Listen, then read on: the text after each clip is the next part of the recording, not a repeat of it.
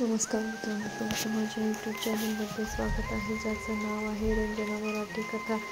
आज आपण पुत्रदा एकादशी केव्हा साजरी केली जाते व त्याचे महत्त्व काय आणि त्याची पौराणिक कथा काय आहे ते जाणून घेणार आहोत. श्रावण महिन्यातील शुक्ल पक्षातील एकादशी तिथीला पुत्रदा एकादशी साजरी केली जाते. यंदा ही एकादशी 5 ऑगस्टला आली आहे.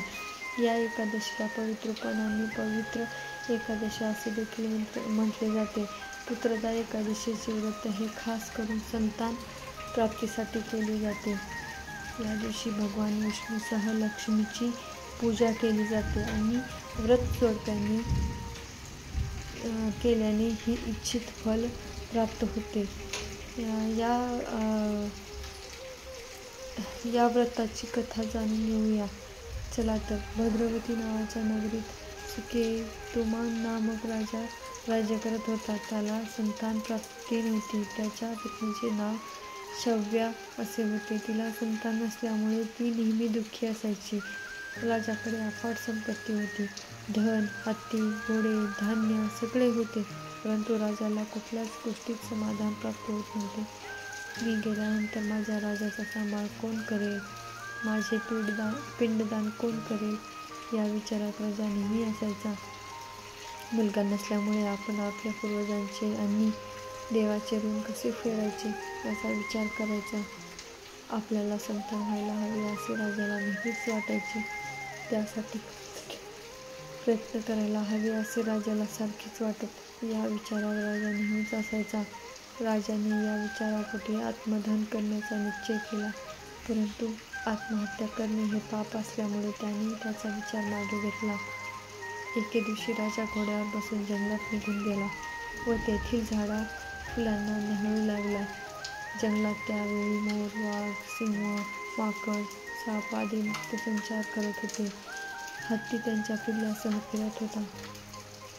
राजाला जंगलातून बराच कालावधी होऊन देखील घरी परत जाण्याचे नाव घेत नव्हता.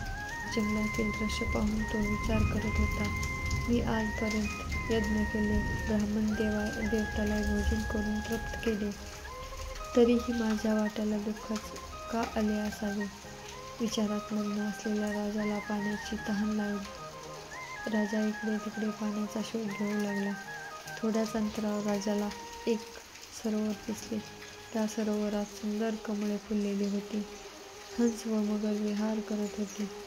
सरोवराच्या चहूबाजूने ऋषींचे आश्रम होता. त्याच वेळी राजाचा उजवा डोळा फडफडला.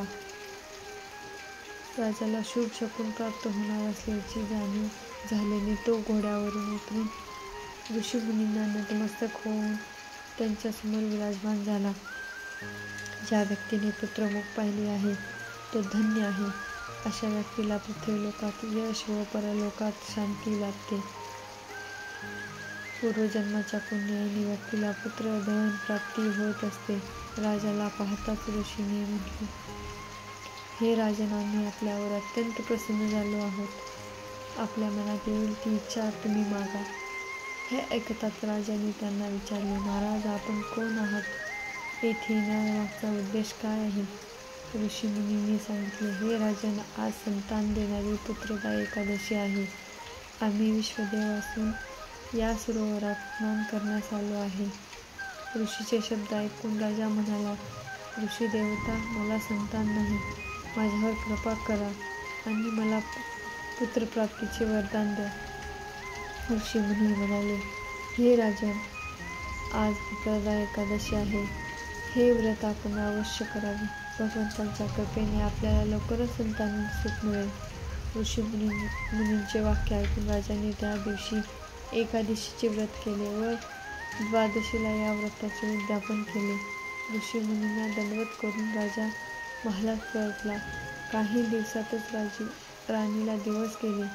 9 महिन्यानंतर राजाच्या घरी मुलाने जन्म घेतला. अशा प्रकारे ही पुत्रदा एकादशीचा व्रत राजाने केला व त्याला मुलगा झाला. तसाच तुम आम्हाला हो. ही 7 उत्तराची कहाणी. 5 उत्तरी सफळ संपूर्ण. चला तर मित्रांनो, तुम्हाला ही पुत्रदा एकादशीची कहाणी कशी वाटली ती मला अवश्य सांगा.